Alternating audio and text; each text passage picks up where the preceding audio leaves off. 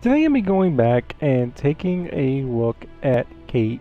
This is Season 4, and a lot of things have changed with a lot of characters, so I'm redoing all my build videos. I'm going to be going over abilities, cards, best card setups for Horde and Escape, how you should buy your perks. Start off, we have the ultimate ability, which is Camouflage. Kate will be hidden from enemies while Camouflage is active.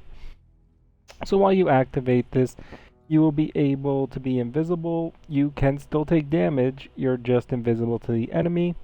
You can go around and you can execute most enemies. You can execute scions, you can execute drones, DBs, the little ones, bunch of stuff. You can melee the other stuff, but if you shoot your gun, you do lose your ability. Passive ability, power from nearby kills, is increased by 20%. Now, you don't actually have to be the one that kills the enemy to get this bonus, but the enemy must die and the power must spawn in a very close radius from you. I believe it's 5 meters. I don't think it's 10. I'm pretty sure it's 5 meters. It's just outside of like one-shot GNASHER range on like drones on low-end waves. Not that far. It is pretty close to get that bonus. So our best cards for Horde and actually Escape are Blood Resonance, Laceration, Custom GNASHER, assuming there's a GNASHER on the board. You could be playing her because there's an Overkill on the board and there's no GNASHER. I don't think that board exists, but I'm not sure for Escape. Those 3 cards are a given. Now your 4th and your 5th are going to be a little bit personal preference. I was actually just messing around with the healing JOLT and the long reach combo.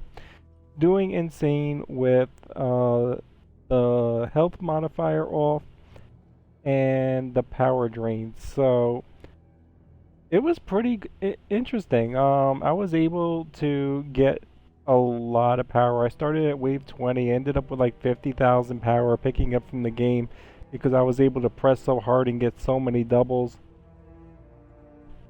Just that pickup distance alone allows you to get so much power in the game that we had like 250,000 in the fabricator. Everything was built. Everybody had max perks, like every perk. So the nice thing about this combo is that it allows you to have the money to put your health up and put your regen up and put your damage up and your movement speed if you want to. So now you have 150% health, base health. So when you're healing, level 4 is 75%, 5 is 90, and 6 I'm assuming is 100%. I will be posting a video in the near future with all level 6 card values. But anyway, so you got 150% health, and if anything dies next to you, basically leeches do no damage to you because they hit you, then they spawn power, you get that power, then you heal back.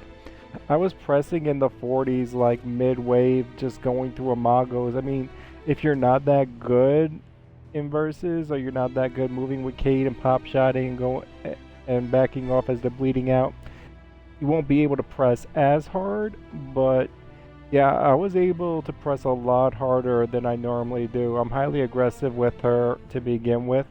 I'm about as aggressive as I can be without constantly going down.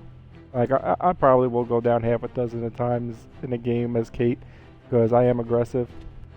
But yeah, definitely could press harder with this combo, and I got a lot more power than I usually get, and I usually try to get the power as her.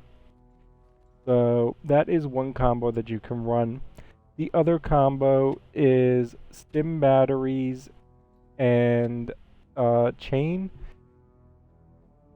You don't actually need to use the stim batteries and chain. Stim batteries I would recommend over chain. You could also run stim batteries and overkill ammo capacity, or you could run overkill ammo capacity and you can run overkill stock, or you could run stim batteries and overkill stock. I wouldn't be running the legendary if you weren't running the stim batteries. I mean, it's okay.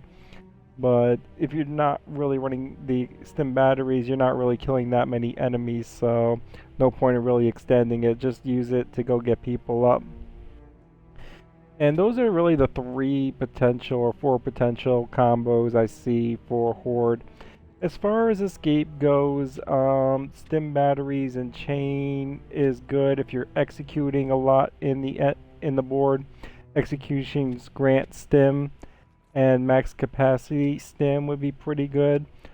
Or execution gives stim and damage resistance. Although I would probably go for the max capacity if I was in a board where there was a lot of rejects. I knew I was going to be executing them, and then get 230% stim for the next major battle would be pretty sweet. You could still run overkill capacity if there's enough ammo for it, or overkill stock. Obviously, healing JOLT, long reach, and a bunch of the other cards just really aren't viable for escape. So I'm gonna go on to the cards now. Now I've been spending a little bit of time on this video. So, Blood Resonance is bleeding enemies take 160% more shock than damage. So, and after you've already hit them and they're bleeding, they will take more damage. So, it's a really good card. And Laceration, we'll do Healing JOLT. I already went into Healing JOLT, so I'm going to skip over that. Laceration, shotguns damage causes bleed damage. So obviously, for Blood Resonance to work, you need Laceration.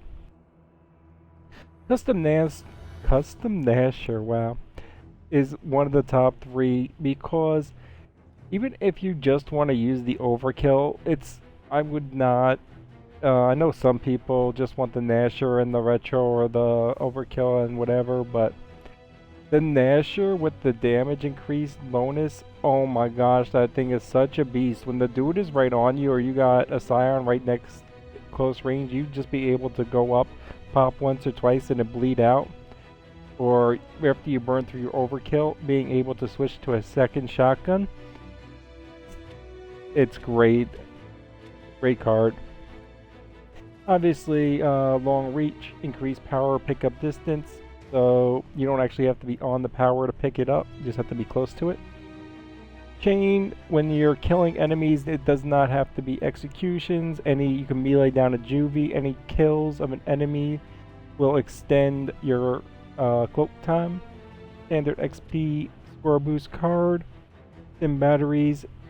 Now, your stim capacity is increased. Any stim that you get on an escape map, you could get increased. Doesn't actually have to be from this combo, which is why I also would recommend this for escape, the Reaper, and that. There are several boards that have stim packs, and if you do have one of those boards and you already have stim and then you get a stim pack, there's like 100% or whatever stim percentage you get. Cloak batteries, duration is included, so your ability is longer duration. Enhanced stim, this is damage resistance while you're stimmed. Overkill ammo capacity, increased overkill ammo capacity, pretty self-explanatory as well. Driven, you take less damage from explosives, so that's any frags, poppers. Salvo's not going to save you from a direct salvo shot, just FYI. Overkill stock, reduced recoil. Now, once you have this card up to like 5, 6, even 4, you can pretty much use your overkill as a sniper rifle and snipe heads for any enemy within the range that the overkill can hit, and you put the point, the dead center of the cursor, you could snipe their heads real easy and do a lot of damage. I actually really do like the overkill over stock combo. I already went over this. Executing enemies will grant stim, standard score boost card, and shotgun speed loaders. This gives you a larger active window. Sorry. Level 6, 225% larger. So, I mean, not everybody nails every active on Nasher. You could probably do it with that. Anyway, so on to her perks. I would definitely recommend going to 10 on the health first. especially if your blood resonance and laceration is at least a level 4. If you're running like 2s or something, you might want to split your health and damage up. But if you have anything significant on the blood resonance and laceration combo and the GNASHER, I would just go straight to 10 on the health, then go straight to 10 on the damage, then go straight to... I might mix in at any point in time 1 movement speed just to get 10%. But after that, I would do that last. So health, damage, then health regen, then movement speed if you want. Just some players don't even want to be able to move faster. It's a whole different style of gameplay once you get that movement speed up, because she moves a lot quicker. It's like the old Scout from Gears of War, or if you remember that, when he got his movement speed up.